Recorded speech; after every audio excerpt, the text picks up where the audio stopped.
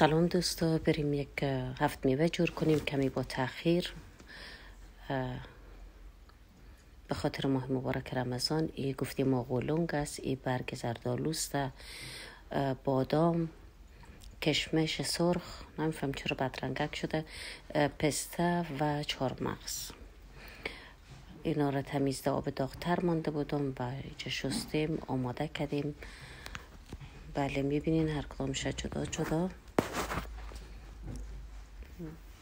در آخر هم همش در ظرف مورد نظر یک جای میکنیم.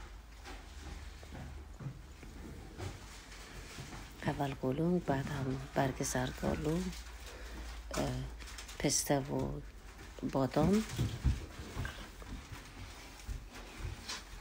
کشمش و چهارمغز. سر آخر هم آب جوشمان میندازیم. من بعد از اینکه سرد شد دیگه ظرف جابجایی کردم و داخل یخچال ماندم که انشالله هم برای عید فطر و نوروزی را بخیر یک جای تجلیل میکنیم.